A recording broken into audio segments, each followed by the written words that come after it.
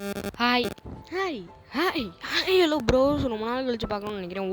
ஆளாலும் பேசாமல் இந்த வீடியோவை தடாலடியே ஆரம்பிச்சிடலாம். தடாலடி கொஞ்சம் வாயில் கோளாறு இருக்குது. எனிவேஸ் ஸ்ட்ரைட்டாக வீடியோ உள்ளே போயிடலாம். ஏலே, உங்கள் எத்தனை பேருக்கு ப்ளே ஸ்டேஷன்னா என்னென்ன வரும்? எனக்கு அந்த ப்ளே ஸ்டேஷன் ஆன்டி தானே நான் வரும் அப்படின்னீங்கன்னா பிச்சு போடுவேன். பிச்சு உங்களில் இருக்கும் ஞாபகம் வர வேண்டியது 10 ரூபா கொடுத்து விளையாடுவோம்ல 1 மணி நேரம். அதில் முக்கியமான குறிப்பிடத்தக்க கேம்ஸ் தான் God of War, GTA, vice city இந்த மாதிரி கேம்லாம். ஆனால் அதுலேயும் காட் ஆஃப் வாருக்கு தனி கெத்து இருக்க தானே செய்யுது. என்னை பொறுத்த வரைக்கும் அந்த காட் ஆஃப் வார் கேமுக்கு இருக்க கெத்தோட அந்த கிரேட்டோஸ்ன்னு இருக்க தனி கேரக்டரோட கெத்துன்னு தான் சொல்லுவேன். நான் வரைக்கும் கிரேட்டோஸ் நல்லவே நிறைய பேர்லாம் நினச்சிட்டு இருக்காங்க. அவங்க வாயிலெல்லாம் விஷத்தை வைக்கிற மாதிரி கிரேட்டோஸ் ஒரு பியூர் ஈவில்னு சொன்னால் எத்தனை பேர் நம்புவீங்க? ஏன் கிரேட்டோஸ் ஒரு ஆன்டி ஹீரோ லெவல் தான் அப்படின்னு நினைக்கிறவங்க கூட இது உள்ளிருக்கப்படுவீர்கள். ஏன்னா கிரேட்டோஸ் ஒரு பியூரான ஈவில். ப்ரோ, உனக்கு நடந்தாதான்டா தெரியும். டே, உன் கையால் உன்னோட குடும்பத்தை கொல்றது உனக்கு அவ்வளோ ஈஸியாடா? அது எவ்வளோ வலிக்குன்னு தெரியுமாடா? ஏதோ உணர்ந்த மாதிரி பேசுகிற அப்படின்னு கேட்பீங்க. அது இருங்க, உங்களுக்கு தெளிவாக சொல்கிறேன். ஆனால் அதுக்கு முன்னாடி கிரேட்டோஸ் நான் யாருன்னு தெரியாத ஒரு சில பேர்லாம் இருப்பீங்களே, அவங்களுக்காண்டி கிரேட்டோஸோட ஆரிஜினை ஃபஸ்ட்டு பார்த்துலாமா? ஃபஸ்ட்டு கிரேட்டோஸோட பிறப்பு. கிரேட்டோஸோட அப்பன் ஒரு காடு. சரி, அப்போ கிரேட்டோஸும் காடாக தானே இருப்பேன் பாதி பேர் நினைப்பீங்க. ஆனால் அப்படி தான் கிடையாது. இப்போவே பாதி பேர் கண்டுபிடிச்சிருங்க இந்த அப்பங்காரன் என்ன வேலை பார்த்துருப்பான்னு. பூமிக்கு போனோமா வந்தோமான்னு இருக்காமல் காத்துவால 2 குழந்தைய பெற்று போட்டு வச்சிருப்பான். ஆனால் அவனுக்கு எனக்கு தெரியல அதில் ஒரு குழந்தை தான் பின்னாடி இவன் நெஞ்சிலே குத்த போகுதுன்னு. எதுக்கு கிரேட்டோஸோட ஆர்ஜின்லாம் அவன் நல்லவனா கெட்டவனா சொல்லலே அப்படின்னு நிறையா பேர்லாம் கேட்பீங்க. ஆனால் ஆர்ஜின் சொன்னால் தானே எதுக்கு கெட்டவனான்னு தெரியும். அப்போ தானே சொல்ல முடியும் அவன் இந்த தப்புனால தான் இப்படி மாறிட்டான்னு. அது மட்டும் இல்லாமல் நான் திடீர்னு இந்த மாதிரி மாடுலேஷன் மாற்றி பேசுகிறதுனால ப்ரோ நீ அவனோட இன்ஸ்பிரேஷனா இவனோட இன்ஸ்பிரேஷனா? ஓ சாரி, அந்த அவரோட சேனலை பார்த்து இன்ஸ்பைர் ஆனியா இவரோட சேனலை பார்த்து இன்ஸ்பைர் ஆனான்னு கேட்டாதீங்க. எனக்கு திடீர்னு தோணுச்சு, அதான் இப்படி பேசுகிறேன். இதனாலேயே கிரேட்டோஸை பாதி கடவுள் பாதி மனிதன், அதாவது டெமிகார்டுன்னு இங்கிலீஷில் சொல்லுவாங்க. இந்த அழகிய மகனை பேரை அழகிய செயலை பண்ண இருவரை பற்றி பார்க்கலாமா? அதுதான் ஜியூஸ். அடுத்து அவங்க அம்மா பேர் தான் கலிஃபா. No Calisto. வாய் தவறிருச்சு. நான் ஸ்டார்டிங்லேயே சொன்னேன்ல 2 குழந்தைன்னு. அதில் இன்னொன்று குழந்தை பேர் தான் டீமோஸ். இவன் எங்கேருந்து வந்தான்னு பார்த்தீங்கன்னா அவங்க அம்மா வயிற்றுல இருந்தான். ஜூஸ்ட ஏதோ ஒரு சூனியக்காரி சொல்லிட்டா போல், இந்த மாதிரி உன்னோட ஒரு குழந்தை தான் உன்னை கொல்ல போகுதுன்னு.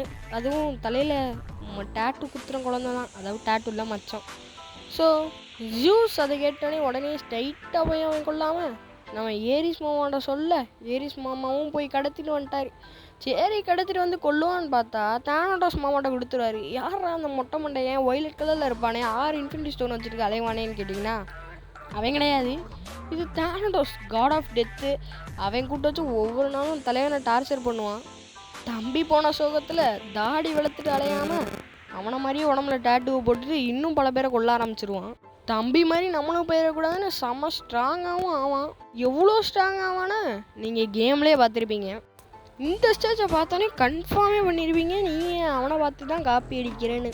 மன்னிச்சுங்க, அடிக்கடி மரியாதை விட்டு போயிடுது அவரை பார்த்து காப்பி அடிச்சிருவீங்கன்னு. ஆனால் நான் சத்தியமாக சொல்கிறேன், நான் யாரை பார்த்தும் காப்பி அடிக்கலையே.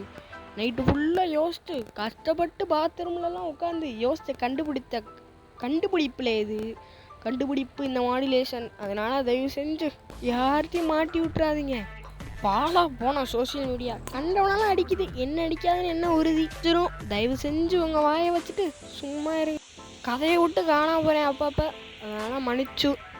பல வருஷமாக காணாம போன தம்பியை திடீர்னு கிரேட்டோஸ் மீட் பண்ணோனையும் அண்ணான்னு வராமல் நெஞ்சிலே மிதிச்சு என்னடா என்னை காப்பாற்றாமல் விட்டுட்ட, டேட்டூலாம் என்ன மாதிரி போட்டால் நான் நம்பிடுவேணான்னு எத்துறான்.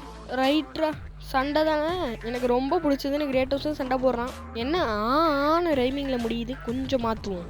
இதெல்லாம் வேடிக்கை பார்த்துட்டு ஜாலியாக இருந்த தானோடோஸ் மண்டையே இவங்க 2 பேரும் டேக் டீம் போட்டு தானோடோஸை போடுறாங்க. என்னையே டேக் டீம் போடுறீங்களான்னு வெறியான தானோடோஸ் காட் ஆஃப் டெத்துன்னு காமிக்கிறக்காண்டி டீமோஸை கொன்றுவான்.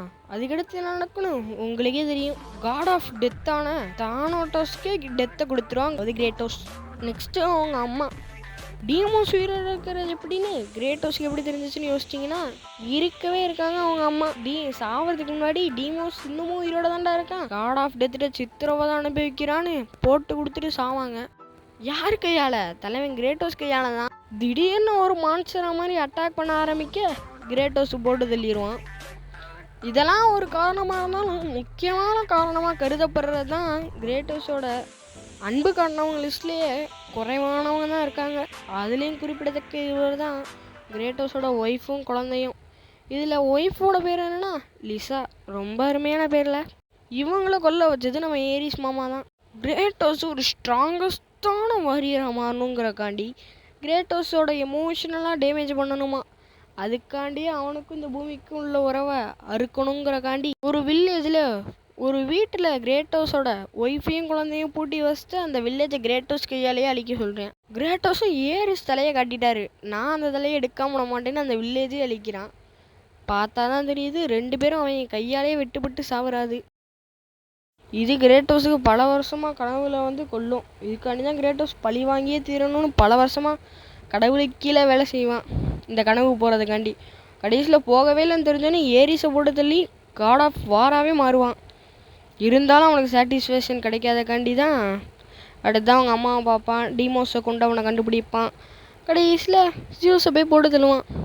யார் அவன் ஆளும் புதுசாக இருக்கான்னு சரி கண்டென்ட்டாச்சும் ஒழுங்காக சொல்லுவான்னு பார்த்தா கிரேட்டோஸ் நல்லவனா கெட்டவனான்னு சொல்கிறேன்ட்டு கிரேட்டோஸோட ஆரிஜினை சொல்கிறான். சரி ஆரிஜின் தான் சொல்கிறான்னு பார்த்தா யார் இவன் Kratos God of War full கதையே சொல்லிக்கிட்டு இருக்கான். பைத்தியமாக இவன் யோசிப்பீங்க. அதுதான் நீங்கள் பண்ணுற தப்பு. ஏன்னா காட் ஆஃப் வார் ஃபுல் ஸ்டோரியை சொல்லலாலும் முக்கியமான கீ பாயிண்ட்ஸை சொல்லியிருப்பேன். இதை வச்சே கிரேட்டோஸ் நீங்களாம் கிரேட்டோஸ் நல்லவன்னு சொல்கிற பாயிண்ட்ஸ்லாம் இதுக்கு ஆப்போசிட்டாக வைக்கிறேன்ல கவுண்ட்ரு. வீடியோ ரொம்ப நேரமாக இழுக்காதுன்னு நினைக்கிறேன். 9 நிமிஷத்துக்குள்ளே முடிக்க ட்ரை பண்ணுறேன். யாரும் ஓடிடாதீங்க. லைக் சப்ஸ்கிரைப் பண்ணிட்டு வெயிட் பண்ணுங்களே. முதல் பாயிண்ட், கிரேட்டோஸு காட் ஆஃப் வாராக மாறினதுக்கப்புறம் நல்லது மக்களுக்கு செஞ்சானான்னு கேட்டிங்கன்னா கெட்டது தான் பண்ணான். இப்போ கிரேட்டோஸ் அவன் குடும்பத்தை கொண்டதுக்காண்டி பல கடவுளை கொண்டிருப்பான். ஆனால் கிரேட்டோஸ் காட் ஆஃப் வாராக இருக்கப்போ எத்தனை குடும்பத்தை கொண்டிருப்பான் யோசிச்சு பார்த்தீங்களா? அது மட்டும் இல்லாமல் கடவுள் மக்களை அழிக்கிறதுக்காண்டி கிரேட்டோஸ் கடவுளை மொத்த பேரையும் அழிக்கிறேன்னு கிளம்பல. கிரேட்டோஸ் அவன் குடும்பத்துக்கு ஒன்றுனா மட்டும்தான் செய்வான். அவன் குடும்பத்தை கொண்டனால தான் கடவுளே அழிக்க கிளம்புனான். இது மட்டும் இல்லாமல் ஜியூஸ் தான் குடும்பத்தை அழிச்சான்னு ஜியூஸை மட்டும் கொல்லாமல் குறுக்க வந்த எல்லா கடவுளையும் கொண்டிருப்பான்.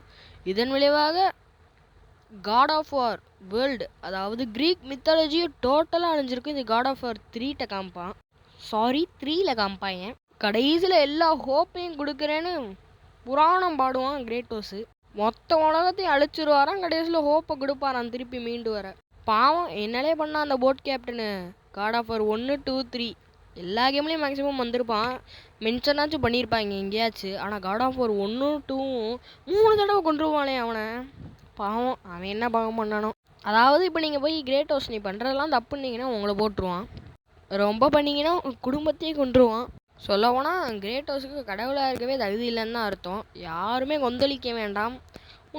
சில உண்மைகள் கசக்க தானே செய்யும். ஆனால் இந்த God of War 4 and God of War 5 இது 2லேயும் உள்ள கிரேட்டோஸ் கொஞ்சம் கடவுளுக்கு தகுதியானவன் தான். ஏன்னா அப்போ தான் அவன் ஓரளவு மனுஷனாக இருந்திருப்பான். பழி வாங்கியும் அவனுக்கு சாட்டிஸ்ஃபேக்ஷனே இருக்காது. இன்னும் கொல்லலான்னு பார்த்தா கொல்றனால ஒன்றுமே கிடைக்காதுன்னு கடைசியில் துறவியாக மாறி ஒரு குழந்தை குட்டியை பெற்றுட்டு நிம்மதியாக வாழ தொடங்கிடுவான். இதனால என்ன கேட்டிங்கன்னா காட் ஆஃப் வார் கிரீக் மித்தாலஜியில் இருக்க கிரேட்டோஸ் ஒரு வில்லன். ஆனால் காட் ஆஃப் வார் 4, 5 நார்ஸ் மித்தாலஜியில் உள்ள கிரேட்டோஸ் ஒரு நல்ல பையன் இல்லை, ஒரு ஆன்டி ஹீரோன்னு தான் சொல்லணும். ஏன்னா அப்போ வரைக்கும் அவனுக்கு ஒன்றுனா அவன் பையனுக்கு ஒன்றுனா எவனையும் கொல்ல துணிய மாட்டான். தயங்க மாட்டான். இப்போ உங்களுக்கு தெளிவாக புரிஞ்சிருக்குமா? சரி, இன்னொன்று வீடியோவில் சந்திக்கிறேன். பாய்.